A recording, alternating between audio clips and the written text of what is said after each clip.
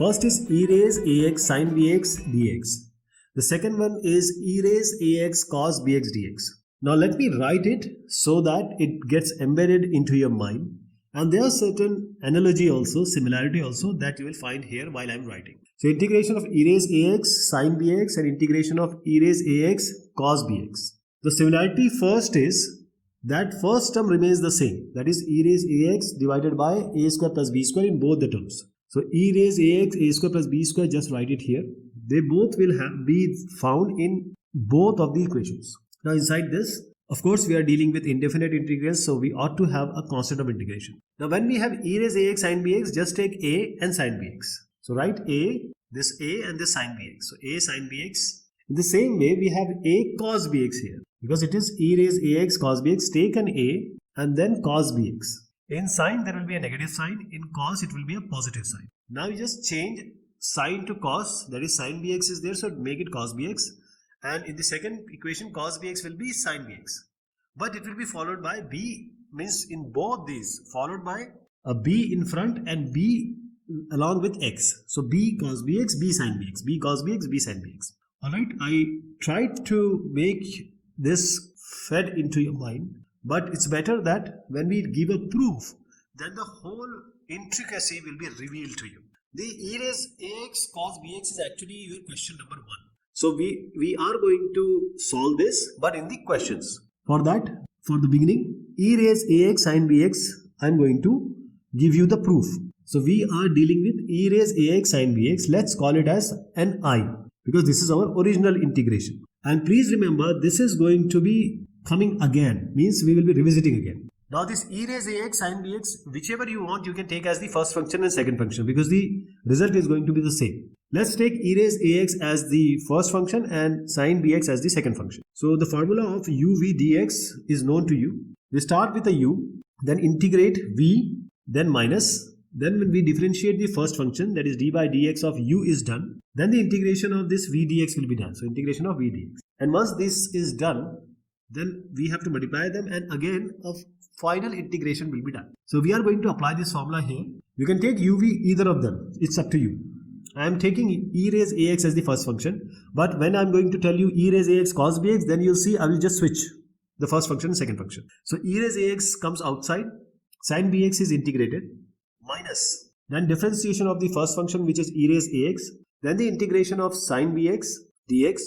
Once this is done, then we will integrate all the content on the right hand side. So e raise ax sin bx is minus cos bx, and then bx will be differentiated, it will come as b, and that will be put in the denominator, minus. Now d by dx of e raise ax, again e raise ax will come, then differentiation for ax will also be done, so a will also come. Sin bx dx we have already done, it's negative cos bx by b. So just write this cos bx by b, and negative you can just make this negative in front as positive. Negative becomes positive. So what we will do here, we will take this a and b, which are actually the constants, in front, means it will be prior to integration sign, and this e raise x cos bx we will call it as some integral, say I1.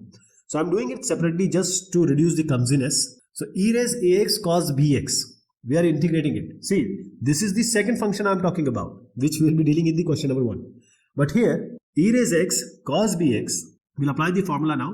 So it's e raise ax, again same thing, cos bx minus integration of, now first the differentiation of e raise ax will be done, and then the integration of cos bx, and this whole will be again integrated with respect to dx. So e raise ax will come, cos bx is simply sin bx, and then bx will be differentiated, b will come, it will go in the denominator, minus integration d by dx of e raise ax will be e raise ax only, then a will also come after the differentiation of ax.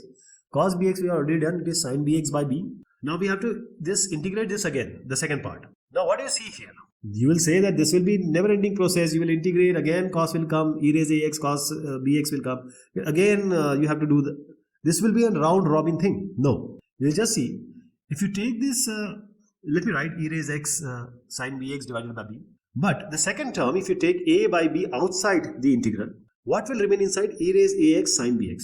But to our utter surprise, this is already what we have started. Well, this is what the integral we have started with. So you don't have to integrate it again and again. You just have to write I in front of that. So e raised ax sin bx divided by b minus a by b, and this particular thing is I only. Alright. So this I1 I told you. So we started with this one, I1, and we came to this one, that is I1 is equal to this expression which you see on the right. So let's proceed the initial one, negative e raised ax cos bx by b plus a by b. Now I am bringing this in, which I just called as I1 at my discretion. So e raised ax sin bx by b minus a by b, I is already there. So let me write this again, e raised ax cos bx divided by b.